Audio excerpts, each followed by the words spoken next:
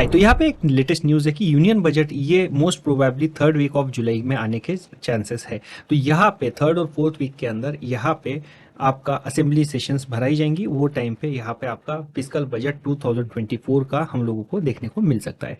तो चलिए अभी इसके आगे अभी आपने आपका ट्रेडिंग किस तरीके से एडजस्ट करना है। सबसे पहले तो मैं आपको पहले से बताते आ रहा हूँ कि यहाँ पे मार्केट में बहुत ज़्यादा सेलिंग आने के चांसेस है, या तो फिर अगर बेस्ट केस सिनेरियो कि भाई मार्केट साइडवेज में रहेगा, लेकिन आप यहाँ से एक्सपेक्ट मत कीजिए कि मार्केट बहुत ज़्यादा ऊपर जाने वाला है। तो अब यहाँ पे मुझे जो लगता है कि बजट में एक्सपेक्टेशंस ये जो है ना, तो ये अभी थोड़ा पॉपुलस बजट होने के ज़्यादा चांसेस है। यहाँ पे हुआ क्या है कि एनडीए को जिस तरीके से अभी जैसा भी वोटिंग मिला था, जो एक्सपेक्टेशंस था, जो रियलिटी थी, इसमें बहुत ज़्यादा फर्क था। और यहाँ पे रूरल साइड से जो रूरल सीट्स है उसमें बहुत ज़्यादा कमी आई है एज़ कम्पेयर टू 2019 के इलेक्शंस के कंपैरिजन में। तो मैं यही बोलूँगा कि यहाँ पे अभी बहुत जल्दी ही स्टेट इलेक्शंस भी आने वाले, यहाँ पे हरियाणा में, झारखंड में, महाराष्ट्र में। तो यहाँ पे स्टेट इलेक्शंस आने के चांसेस है, और ये तीनों के तीनों भी यहाँ पे एनडीए ने बहुत ही पुअरली परफॉर्म किया है।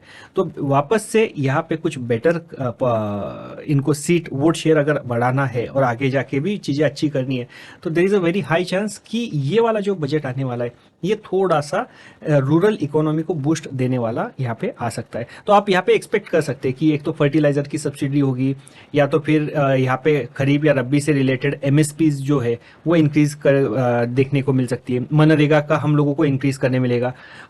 जनधन के अंदर अलोकेशन का यहाँ पे परसेंटेज हायर दिख सकता है। बाद में फूड ग्रेन का ये जो प्रोग्राम है यहाँ पे ये थोड़ा सा और कंटिन्यू भी करेंगे, और वहाँ पे अलोकेशन भी और बढ़ाने के चांसेस है। तो ऐसे अलग अलग मेजर्स जो है अल्टीमेटली ये जो रूरल इकोनॉमी है, जो lower strata of the society, ये जो सेगमेंट है, इसको यहाँ पे बूस्ट मिलने के ज़्यादा चांसेस है अभी आने वाले फिस्कल बजट के अंदर।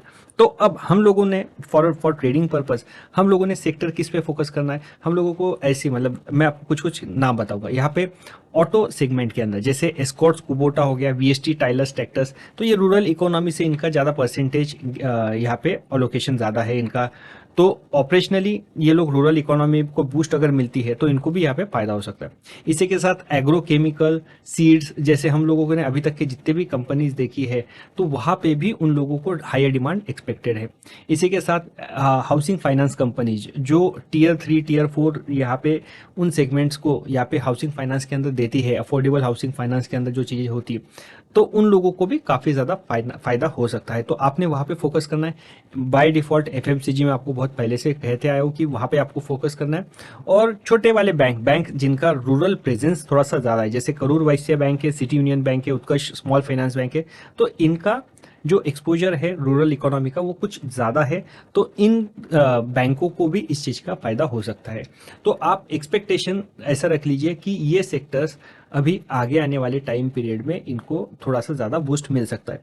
अच्छा, आपको ट्रेडिंग भी किस तरीके से करनी है, आपको अभी अच्छे एक सिलेक्टिवली यहाँ पे ट्रेड पे लेना है, ठीक है। और इसी के साथ एग्जिट कब करोगे आप, जस्ट इलेक्शन के पहले आपको एक बहुत अच्छा अगर यहाँ पे परसेंटेज गेंस दिखते हैं तो आपको वो टाइम पे एग्जिट कर देना है। बिकॉज जो चीज़ आप आज कर रहे हो, ठीक है, वो चीज़ बहुत सारे लेट ट्रेडर्स, लेट इन्वेस्टर्स, फिर वो लोग यहाँ पे जुलाई मंथ में वो सोचना चालू करेंगे कि अरे अरे ऐसी चीज़ें हो सकती है।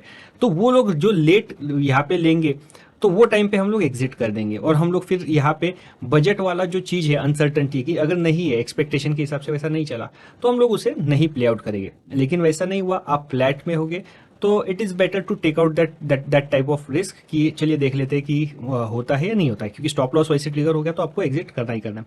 और एक चीज़ याद रख लीजिए, यहाँ पे मई 2024 के लिए जो SIP स्टॉपेज रेशियो है ये रिकॉर्ड हाई 88% पे है।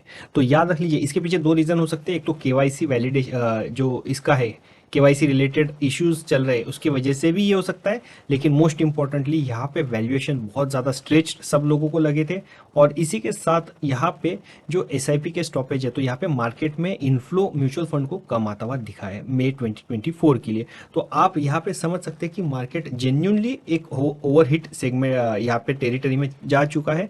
तो देयर इज अ पॉसिबिलिटी कि यहाँ से आप मार्केट को थोड़ा सा कूल डाउन होते हुए नीचे आते हुए दिख सकते हैं।